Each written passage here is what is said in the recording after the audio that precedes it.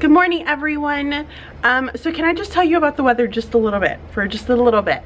The weather outside is like muggy and like 60 degrees. Like, don't feel cold, nothing. Didn't have to wear my jacket in, although I did bring my jacket just in case. But yeah, really weird. And then tomorrow we're supposed to be getting like some crazy amount of snow. I'll believe it when I see it. Just like I told my husband, I'll believe it when I see it. Right now, I don't believe it. So we'll see how that goes. So I just walked in to look at my sub plans, and that's kind of the first thing that I run to go and look at as soon as I come in when I have a sub like the day before.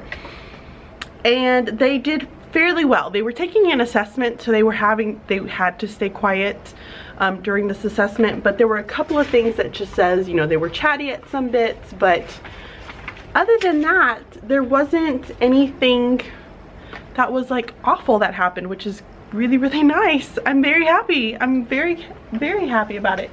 I will say that my partner and teacher did say that they got really chatty in the afternoon. So, and then she had to get on to them about that. But they have a tendency to get chatty in the afternoon. I think at a certain point, they're just done. And I mean, sometimes I just can't blame them because I'm pretty much done at a certain point too. So who knows?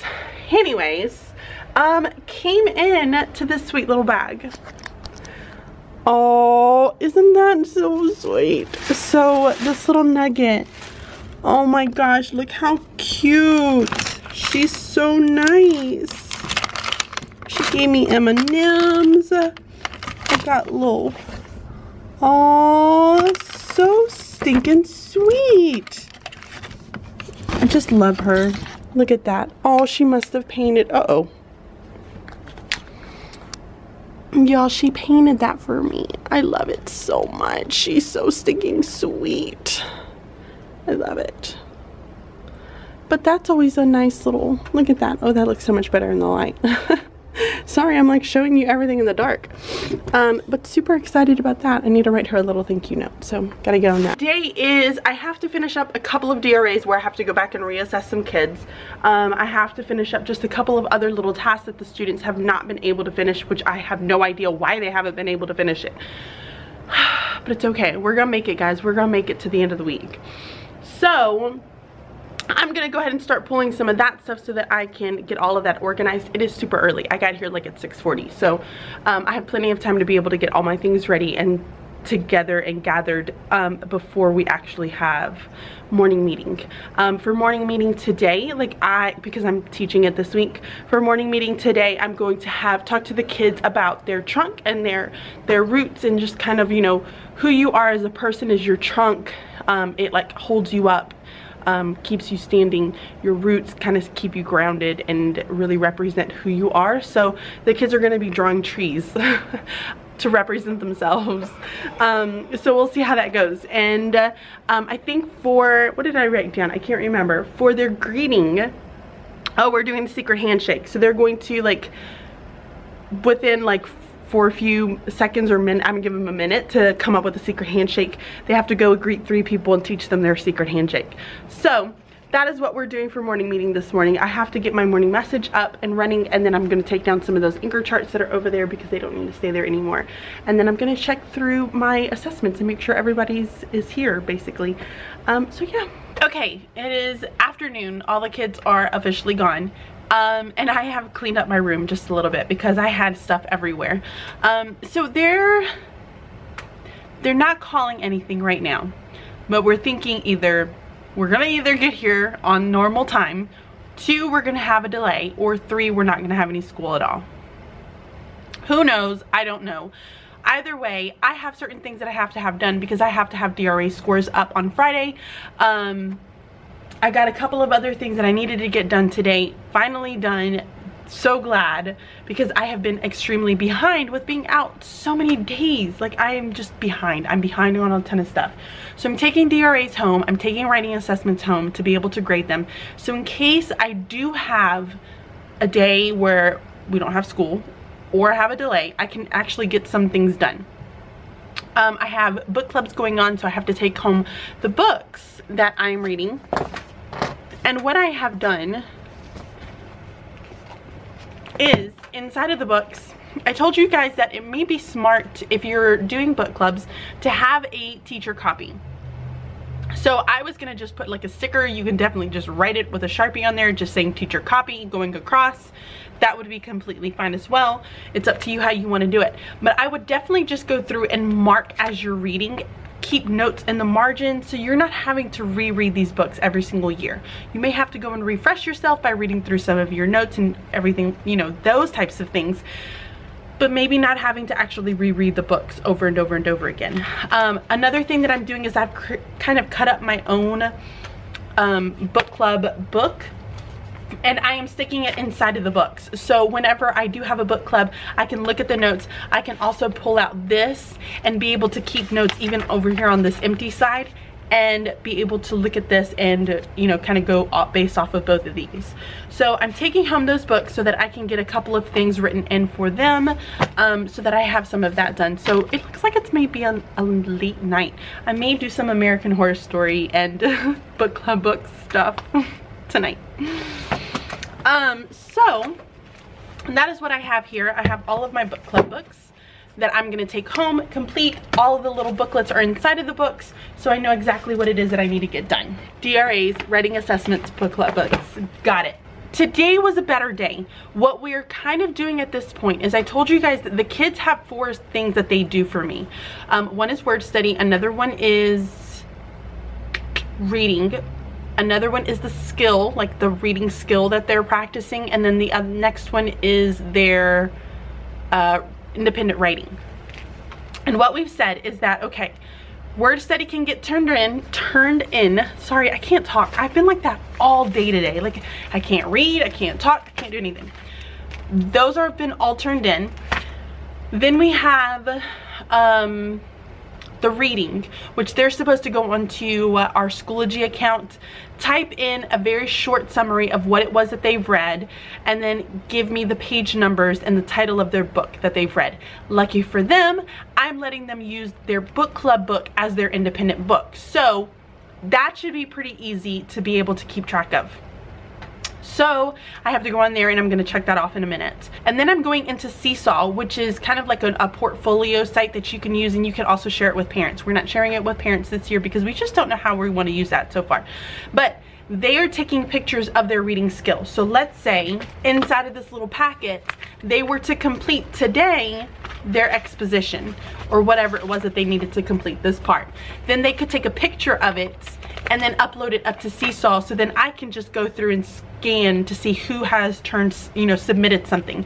Because as soon as they turn that into Seesaw, it pops up as a notification for me to be able to approve it, and once I approve it, it kind of goes onto their page. So I can keep track of that because it also puts a date and time and all of that good stuff, which is really, really nice.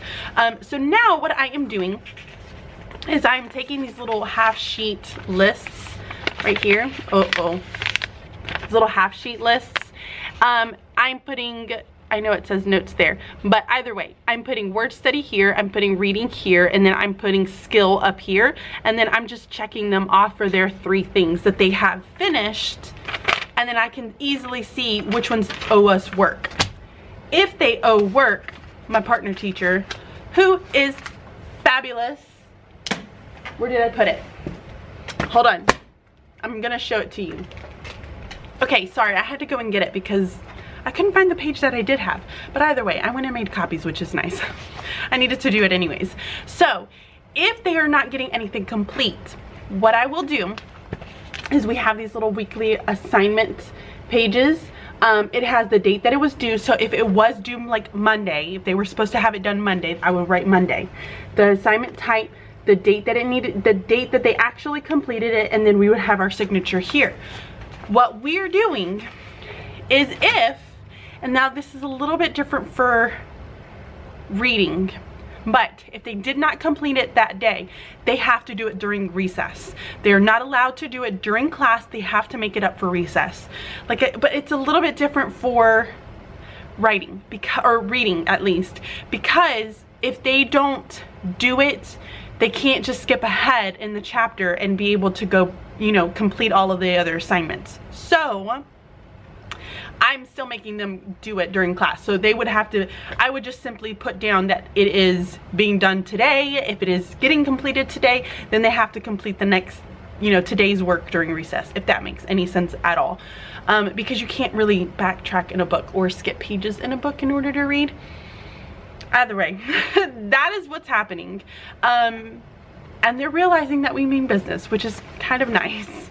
So we're gonna hold them accountable. We're figuring out ways to hold them accountable and how we're gonna do it with our entirely crazy schedule that we have, because let's be honest, it is a little bit crazy, but we're gonna make it work, which is good. So I am going to check on that kind of stuff. But this actual video was not meant for me to kind of ramble on about how my class is doing with all this other stuff. I wanted to talk to you guys about a few things that we have been reading and learning about, and I thought that this was really, really interesting, and it goes along the lines of behavior once again. Like I said, behavior is the biggest thing. If you don't have your behavior, you're not going to be able to teach your class. So behavior is one of the most important things that you can make sure that you have down when it comes to your classroom management. So one of the things that we've been talking about comes from the book of Power of Our Words, something to that extent. I can't ever remember it, and I don't have the book here with me. It's actually at home, so I don't have it.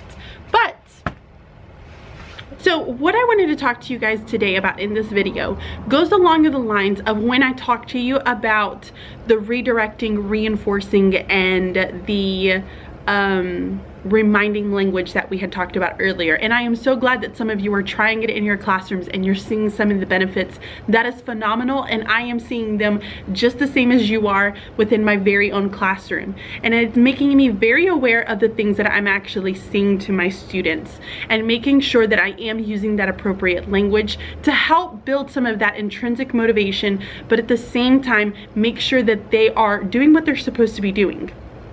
So along those same lines, when we're using some of that redirecting, reminding, and reinforcing language, we also need to be very aware of some of the very common pitfalls, as you may call it. And this is adapted from The Power of Our Words. It's a book that I talked about before when it came to this reminding, reinforcing, and the redirecting language. So in this book, there are some different pitfalls that we as teachers or as adults have a tendency to use when we're speaking with kids, and we are not very aware of how it is affecting them.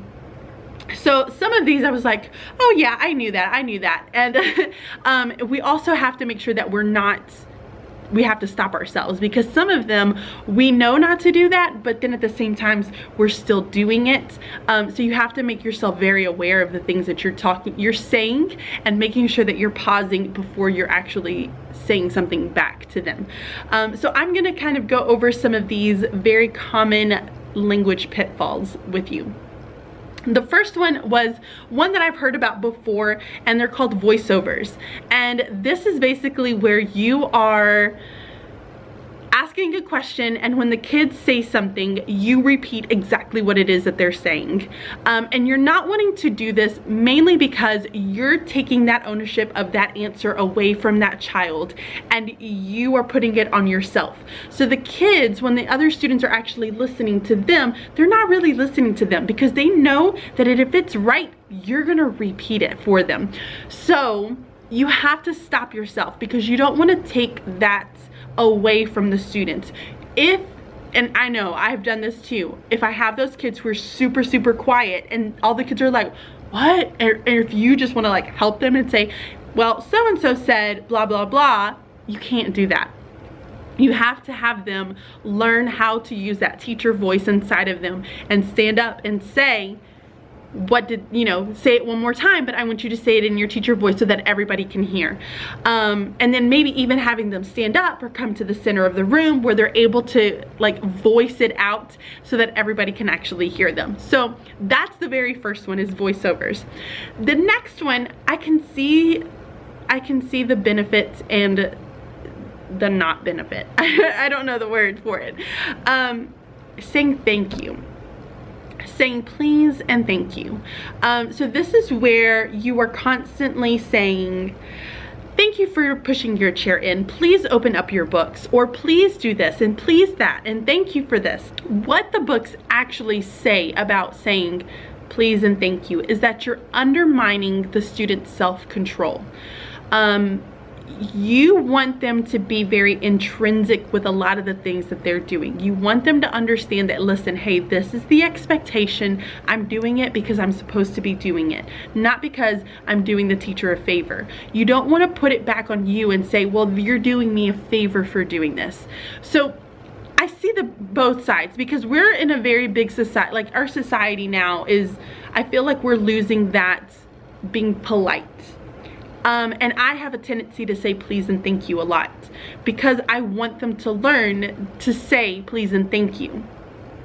But when you're asking them to do something, as in like open your book or close your book, you don't want to say please or thank you. You want them to simply do it.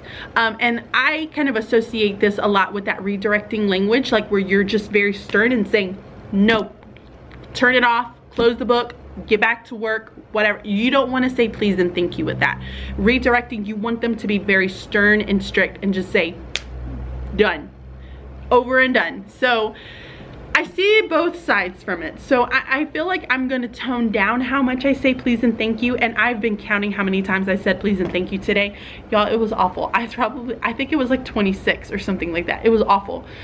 Anyways, so I need to tone down how much I'm actually saying please and thank you, and making sure that I'm using them during the appropriate times, instead of when I'm redirecting, doing it more of when I'm actually having them do me either one, a favor, or I just want to, or if they're handing me something for that. For instance, if they hand me a piece of paper and I say, well, thank you for giving me that. That type of language versus me constantly saying, please open your books, please push your chairs in, please do this. That's not the type of language that I'm using. That's more redirecting, and I want them to just get it done and do it. So I don't know. I see the benefits to both worlds. The next one is called naming individuals as examples. And I know I've done this, definitely. And I'm like, oh, I love how so-and-so has been doing this, or look how this person has their eyes forward and they're straight in line and blah, blah, blah. You don't want to name individuals as examples. One, because there are times when, you know, kids turn on each other and they're like, oh, they think they're so much better because they're the teachers. You know, there's so many things that could happen with that. But at the same time, it's that same thing where we're wanting to build some of that intrinsic motivation versus us placing like our own judgments in the center of it. And we want them to be very intrinsic and very understanding that they're doing it because they want to grow as a person and they want to be better as an individual in class, versus them constantly just wanting to please us. Sometimes I feel like you should just be doing it because you like me. Well, it's not like that. They need to be able to do it because they want to be a better person. That's kind of the idea behind all of this. Okay, so this one's a funny one because I actually did it today. It is so hard to think about what you say throughout the day. So the next one is describing behaviors that aren't occurring yet. And in this one, you're like, everybody could be out of line. Here's my example. Everybody's out of line, and I would say, oh, I can see, I noticed that children have their eyes are forward and nobody's eyes are forward. That's not happening. It hasn't even occurred yet. Why am I seeing something that hasn't even occurred yet? All the kids are probably looking at me like, no, they're not. What's wrong with you, Miss Spackman? You have no idea what you're talking about. So describing behaviors that aren't occurring yet. You want to make sure that like literally you're just being dishonest. Like if you're saying something, you're lying and they're going to call you out on it. So don't describe behaviors that aren't even occurring yet. If you do see somebody doing it, then make sure that you're saying, I noticed that so-and-so has their eyes forward. I noticed that so-and-so is doing this. So, I don't know. I did it today. Whoops. So the idea is basically like you just really want to make sure that you're saving some of that reinforcing language for kids who are actually really doing well, versus making up kids in your head that are doing things well. Womp womp. Oh, this one is, okay, the next one is probably one of my biggest pet peeves because I've known teachers to do this and this drives me absolutely insane. It's when the teacher goes, shh, shh, shh, Oh my word, if you're doing that, please don't do that. It is not helping. Like, they're not listening to you going shh. Usually like nonverbal signs will work better. So if you do like, this means stop, this means no, those types of things work way better than you actually saying shh. Like, make sure that you're making that eye contact with them and doing this and this, and you know what I mean, like walking feet, that type of thing. I have lots of little sign languages. Ooh, I can maybe do a video on some sign language like cues that I use. Like, let me know down below if you guys want to see that. Like, that would be a good one. And they work actually fairly well, so it requires me to not talk, which is really nice. A+ for that one. But shh, that drives me crazy, and I'm sure it drives the kids crazy, and they're not listening to you. It works so much better if you have eye contact and you give them a nonverbal, and or give them some type of like redirecting immediately and having it move on. I feel like the shh just makes everybody else get loud. Like, it just doesn't work to me. Threats is going to be another one. When you say, if you don't finish your work, you're gonna lose recess. Or, do you want to use your computer time? Or, do you want me to call your mom? Like, those, you can't do threats. Y'all, are you not like, oh Lord, I've been doing this? Like, really? Like, it's crazy. Some of the things that you just don't think about, and we're doing it. It's crazy. So the idea with threats will set up negative expectations, and they focus the attention on the negative versus looking for the positive. So you don't want to do threats. Instead, what do I have written down? I don't even know. Instead, when they're doing something, you just simply want to use maybe some of that redirecting language. If it is like they're on the computer and they're being really, really hard on the computer, and instead of saying, do you want to lose your computer time? You just need to say, be gentle with the computer, with the keyboard. Done. Moving on. If they're not doing their work and you want to say, do you want to lose your recess? Instead of saying that, just say, you need to get to work now. Done, and move on. So I know that I have done this, and I know some of you out there have definitely done this. We've all done this, let's just be honest. But it's the fact that now is the time for us to really start thinking about what it is that we're saying to our kids so that we're setting them up for success. Versus us constantly pulling down on the negative. Like, gosh, it gets exhausting pulling down on the negative, and it just isn't worth it. So those were some of them. Let me see if I have one more. I'm gonna look at my notes. Oh, this was another one, and this is another big one. The lecturing, judging, or the rhetorical questions. So, like, how many times do I have to tell you to blah, blah, blah, blah, blah? Or what do I have to do to get you to listen? Those types of things, and I know we've all done it. Like, I have definitely done it. We typically have a tendency to use these when the kids are basically pushing the limits, right? Once they've gotten to that point where they've really pushed your buttons, you're like, how many times do I have to tell you to stop doing this? Or what do I have to do in order to get you to get your work done? Or just those types of things. They kind of pushed us over the edge, and we are frustrated, and we're just getting all of our words out in frustration. You don't want to use too much. You don't want to sit there and lecture them, because let's just be honest, they tune us out after 3 words. I mean, it is what it is. They tune us out and they move on and they're done. So we want to make sure that we're being very precise with what we're wanting to say to them and redirecting them and then moving on. If there is some other type of behavior that you have to deal with, you know, deal with it with small words, give them their logical consequence, and then move on. But you're not wanting to overly focus on it, and they're not listening to you. When you're sitting there telling them, how many times, we just got done talking about that this morning, and then this afternoon I see you over there with all this, they're not listening to you. They are so over it, and they've moved on, and they're like thinking of a little video game inside of their head. Let's just be honest. So the lectures, the judgments, the rhetorical questions are gonna have to stop. Be just very direct with what it is. Give them that reminding language, give them that redirecting language, and then move on. Concise, to the point, and it's concrete. You're done. So I hope that you guys enjoyed some of these little teacher moments of, here are some of the things that you're saying that you probably should not be saying to kids. So leave me a comment down below to which one kind of hit home to you the most. I think the please and the thank you really hit home to me the most because I do it quite a bit. I mean, really, I've done them all, but the please and the thank you is probably one of the bigger ones because I say please and thank you for everything. And sometimes when it's those expectations, maybe I shouldn't be saying please and thank you because it is expected and I just want to give them that redirecting or reminding language and say, there, take it out now. Versus me saying, please take this out for me. Like, you're putting that favor onto you and they're like, well, why do I have to do you a favor? Well, yeah, let me do you a favor. Instead of, oh yes, I need to be doing this because this is what is expected of me and I need to better myself. So it's interesting. But yes, I hope you guys enjoyed all of those little rants. I'm gonna start packing up some of my stuff so that I can get going to go home. I just want to make sure that I have a few things that in case we do end up having some type of a snow day or whatever delay, I have things that I can work on. So I'm gonna finish packing up and getting all my things.